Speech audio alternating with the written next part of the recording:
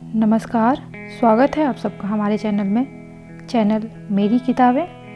पुस्तक जीत आपकी, जिसके लेखक हैं शिव खेड़ा। प्रस्तुत है पुस्तक का अगला भाग, आत्म सुझाव। आत्म सुझाव क्या है? आप जैसा इंसान बनना चाहते हैं उस सोच को वर्तमान काल में कहे जाने को ही आत्म सुझाव कहते हैं। आत्म सुझाव उस इश्तिहार की तरह है जो आप अपने बारे में खुद अपने लिए लिखते हैं। ये आपके चेतन और अवचेतन मन दोनों को प्रभावित करते हैं, जिसका असर आपके नज़रिए और व्यवहार पर पड़ता है। आत्म सुझाव आपके अवचेतन मन को मनचाहे सांचे में ढालने, प्रोग्राम करने का एक तरीका है। आत्म सुझाव सकारात्मक या नकारात्मक हो सकते हैं। बुरे आत्म सुझाव के कुछ उदाहरण: मैं थका हुआ हूँ, मैं फुर्तीला नहीं हूँ, मेरी याददाश्त कमज़ोर है, मैं हिसाब किताब में अच्छा नहीं हूँ। जब हम बुरे आत्म सुझावों को बार बार दोहराते हैं तब हमारा अवचेतन मन उन पर विश्वास करने लगता है और ये असलियत न बनकर जीवन में उतर आते हैं। उदाहरण के तौर पर, यदि कोई व्यक्ति बार बार खुद को यह आत्म सुझाव देता है कि मेरी याददाश्त खराब है, तो किसी नए व्यक्ति से मिलने पर वह उसका नाम याद रखने की कोशिश ही नहीं करेगा, क्योंकि वह खुद से कहता है मेरी याददाश्त तो कमज़ोर है, इसलिए याद करने की कोशिश बेकार है। ऐसी हालत में वो नए आदमी से दोबारा मिलने पर उसका नाम सचमुच याद नहीं रख पाएगा और वह अपने आप फिर से कहेगा मेरी याददाश्त कमज़ोर है। यह कभी ना खत्म होने वाला सिलसिला है। यह एक ऐसी भविष्यवाणी है जो खुद ब खुद सच बन जाती है। एक व्यक्ति जब किसी विश्वास को बार बार दोहराता है तो यह उसके अवचेतन मन में गहराई से बैठ जाता है और एक असलियत का रूप ले लेता है। बार बार दोहराया गया झूठ सच मान लिया जाता है। आत्म सुझाव सकारात्मक वक्तव्य क्यों होने चाहिए? ताकि हम अपने दिमाग में उस चीज़ की तस्वीर ना बनाएं जिसे हम नहीं पाना चाहते, बल्कि वह तस्वीर बनाएं जिसे पाना चाहते हैं। कोई भी तस्वीर हमारे दिलो दिमाग में ज़्यादा देर तक रहती है तो असलियत का रूप ले लेती है। आत्म सुझाव बार बार दोहराने का सिलसिला है। एक इंसान जब कुछ वाक्यों को काफ़ी समय तक दोहराता है तो वह उन्हें अपने अवचेतन मन की गहराई में बैठा देता है। मिसाल के तौर पर, अगर आप खुद से कहते रहते हैं कि मैं शांत और धीर हूँ, तो आप किसी भी हालत में खुद को शांत और धीर महसूस करेंगे। आत्म सुझावों की प्रैक्टिस नकारात्मक रूप में नहीं होनी चाहिए। यह मत कहिए मैं कितना अव्यवस्थित व्यक्ति हूँ, इसके बजाय ये कहिए मैं कितना व्यवस्थित व्यक्ति हूँ। आत्म सुझाव में नकारात्मक शब्दों का इस्तेमाल होने पर दिमाग में नकारात्मक तस्वीर बनती है और हम यह नहीं चाहते। अगर मैं आपसे कहूँ नीले हाथी के बारे में मत सोचो, तो संभावना है कि आपके दिमाग में नीले हाथी की छवि फौरन उभर आएगी। बिना कल्पना के आत्म सुझाव का कोई नतीजा नहीं निकलता। हमारे मन को कोई आत्म सुझाव जब पहली बार दिया जाता है तो वह उसे अस्वीकार कर देता है। क्यों?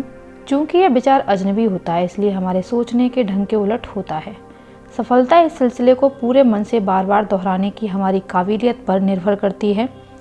कल्पना: हम जो पाना, करना या बनना चाहते हैं, मन में उसकी छवि बनाने और देखने का सिलसिला ही कल्पना है।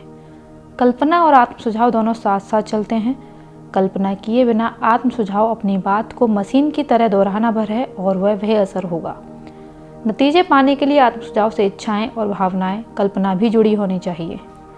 चेतावनी: पहली बार में आत्म सुझाव मन को स्वीकार भी नहीं हो सकता, क्योंकि यह एक अजनबी विचार होता है। मिसाल के तौर पर, अगर पिछले कुछ सालों से मेरा विश्वास रहा है कि मेरी याददाश्त कमज़ोर है और अब अचानक मैं अपने आप से कहता हूँ मेरी याददाश्त बहुत अच्छी या तेज़ है, तो मेरा मन इसे स्वीकार नहीं करेगा और वह कहेगा तुम झूठे हो, तुम्हारी याददाश्त कमज़ोर है।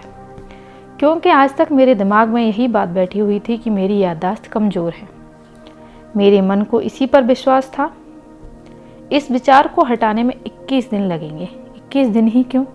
क्योंकि किसी भी आदत को बनाने या हटाने में कम से कम 21 दिन लगातार सचेत ढंग से प्रैक्टिस करने की ज़रूरत पड़ती है। यदि आपको कोई ऑडियो टेप 21 दिन तक लगातार सुनना हो और आपका प्लेयर उसी बीच में टूट जाए, तो कल्पना कीजिए कि आपको कैसी धुन सुनाई देगी। महत्वपूर्ण सवाल यह है कि क्या 21 दिनों की सचेत प्रैक्टिस जीवन को बेहतर बनाने की बहुत बड़ी कीमत है? नहीं, लेकिन इस पर अमल प्रतिबद्ध लोग ही कर पाते हैं। यह लगता तो सरल है, मगर इसे करना आसान नहीं है। फिर भी आप इसे आजमा सकते हैं। अपने आत्म सुझावों को हकीकत में बदलने के लिए अगले सेक्शन में दिए गए तरीकों पर अमल करें और अपने आत्म सुझावों को असलियत में बदलें। अच्छी आदतें डालने का 21 दिन का फॉर्मूला। आत्म सुझाव को असलियत में बदलें। पहला पॉइंट है, एक ऐसी जगह पर जाइए जहां आपको कोई बाधा ना पहुंचाए। नंबर 2, अपने आत्म सुझावों की एक लिस्ट बनाएं, ये सकारात्मक और वर्तमान काल में हो। आत्म सुझावों को दिन में कम से कम 2 बार दोहराएं, एक बार सुबह और एक बार रात में। सुबह मन शांत, धैर्यवान, ताजगी भरा और कुछ भी स्वीकार करने के लिए तैयार रहता है, और रात में आप अपने अवचेतन मन में एक सकारात्मक छवि सारी रात असर छोड़ने के लिए डाल देते हैं। आप इन आत्म सुझावों को छोटे छोटे स्टिकरों पर लिख सकते हैं। उन्हें ऐसी जगहों पर लगा दें जहां आपकी निगाह दिन भर पड़ती रहे, जैसे कि आपके बाथरूम का शीशा, आपकी कार का डैशबोर्ड, आपके रोज की कार्य सूची या आपकी डेस्क का ड्रायर। आत्म सुझावों को पूरे दिन देखते रहने से आपको इन्हें बार बार दोहराने का अवसर मिलेगा। नंबर 4, सिर्फ आत्म सुझाव काम नहीं करेगा, इसके साथ ही कल्पना की भी ज़रूरत पड़ेगी। नंबर 5, इसे लगातार 21 दिन तक दोहराएं जब तक यह एक आदत ना बन जाए। कार्य योजना। एक टन सिद्धांत की तुलना में एक औस काम की ज़्यादा कीमत होती है। Frederick Engels. महत्वपूर्ण, आत्म सुझाव और कल्पना किसी समयबद्ध और लक्ष्यबद्ध कार्य योजना के पूरक होते हैं, विकल्प नहीं।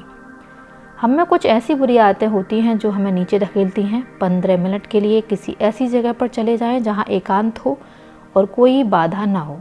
वहां बैठकर अपनी उन बुरी आदतों की लिस्ट बनाएं जो आपको नीचे धकेल रही हों।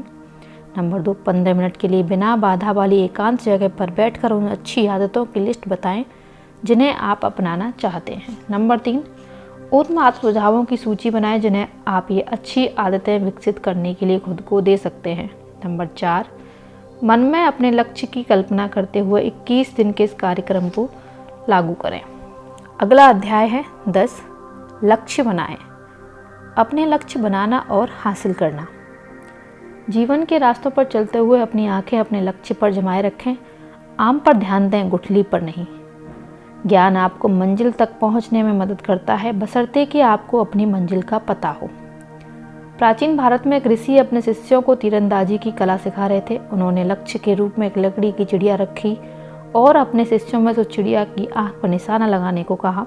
उन्होंने पहले शिष्य से पूछा, तुम्हें क्या दिख रहा है? शिष्य ने कहा, मैं पेड़, टहनियाँ, पत्ते, आकाश, चिड़िया और उसकी आंख देख रहा हूँ। ऋषि ने उस शिष्य को इंतजार करने को कहा। तब उन्होंने दूसरे शिष्य से वही सवाल किया तो दूसरे शिष्य ने जवाब दिया, मुझे सिर्फ चिड़िया की आंख दिखाई दे रही है। तब ऋषि ने कहा, बहुत अच्छा, अब तीर चलाओ। तीर सीधा जाकर चिड़िया की आंख में लगा। अगर हम अपने मकसद पर ध्यान नहीं लगाएंगे तो अपने लक्ष्य को हासिल नहीं कर पाएंगे। अपने मकसद पर ध्यान लगाना एक मुश्किल काम है, मगर यह एक कला है जिसे सीखा जा सकता है। अपनी नज़र लक्ष्य पर रखें। 4 जुलाई 1952 को फ्लोरेंस चैडविक कैटरनिला चैनल को तैरकर पार करने वाली पहली महिला बनने वाली थी। वह इंग्लिश चैनल को पहले ही पार कर चुकी थी। सारी दुनिया की निगाहें उन पर टिकी थीं। चैडविक ने घने कोहरे, हड्डियों तक कपकपाने वाली ठंड और कई बार शार्क मछलियों का मुकाबला किया। वह किनारे पर पहुंचने का प्रयास कर रही थी, लेकिन उसने अपने चश्मे में जब भी देखा तो उसे घना कोहरा ही दिखाई दिया। किनारा न दिखाई देने की वजह से उसने हार मान ली। चैडविक को सदमा तब लगा जब उसे पता चला कि वह किनारे से सिर्फ आधा मील दूर रह गई थी। उसने हार इसलिए नहीं मानी थी क्योंकि बाधाओं ने उसकी हिम्मत तोड़ दी थी, बल्कि इसलिए मानी थी क्योंकि उसे अपना लक्ष्य नहीं नज़र नहीं आ रहा था। वह किसी बाधा की वजह से नहीं रुकी। उसने कहा, मैं बहाने नहीं बना रही हूँ, अगर मैंने किनारा देखा होता तो मैं ज़रूर कामयाब हो जाती। 2 महीने बाद वह फिर वापस गई और उसने कैटरनिला चैनल को पार कर लिया। इस बार खराब मौसम के बावजूद उसने अपने लक्ष्य पर निगाह रखी और वह न केवल सफल रही बल्कि उसने पुरुषों के रिकॉर्ड को भी 2 घंटे के समय से तोड़ा। लक्ष्य क्यों जरूरी है? तेज धूप और शक्तिशाली मैग्नीफाइंग ग्लास के बावजूद कागज को आग तब तक नहीं पकड़ सकती जब तक आप ग्लास को हिलाते रहेंगे। अगर आप उसे थोड़ी देर स्थिरता से पकड़कर प्रकाश को फोकस करेंगे तो कागज आग पकड़ लेगा। ध्यान लगाने में ऐसी ताकत होती है। एक बार एक यात्री एक चौराहे पर रुका। उसने एक बुजुर्ग से पूछा, यह सड़क मुझे कहाँ ले जाएगी? बुजुर्ग ने पलट कर पूछा, तुम कहाँ जाना चाहते हो? उस यात्री ने कहा, मैं नहीं जानता। बुजुर्ग ने कहा, तब कोई भी सड़क पकड़ लो, क्या फ़र्क पड़ेगा? कितनी सही बात है। जैसा कि एलिस इन वंडरलैंड में चेशायर कैट एलिस से कहती हैं, जब तुम जानती ही नहीं कि तुम्हें कहाँ जाना है तो कोई भी सड़क तुम्हें वहाँ ले जाएगी। मान लीजिए कि आपकी फुटबॉल की टीम खेलने के लिए पूरे उत्साह के साथ तैयार है, तभी अचानक कोई गोल पोस्ट और गोल लाइन को हटा देता है, तब खेल का क्या होगा? अब वहाँ कुछ भी नहीं बचा। आप स्कोर कैसे रखेंगे? आप कैसे जानेंगे कि आप लक्ष्य तक पहुँच गए हैं? बिना दिशा के उत्साह उस जंगली आग की तरह है जिससे मायूसी ही मिलती है। लक्ष्य दिशा का एहसास कराते हैं। क्या आप ऐसी किसी ट्रेन या बस में बैठेंगे जिसके बारे में यह ना जानते हो कि वह कहाँ जा रही है? हरगिज नहीं। लोग ऐसी बस या ट्रेन में तो नहीं बैठेंगे, फिर वे जिंदगी के सफ़र में बिना लक्ष्य के चलने को क्यों तैयार हो जाते हैं? सपने महान मस्तिष्क उद्देश्य से भरे होते हैं और अन्य लोगों के पास केवल इच्छाएं होती हैं। Washington Irving. लोग अक्सर इच्छा या सपने को लक्ष्य समझने की भूल करते हैं। सपने और इच्छाएं सिर्फ चाहते हैं।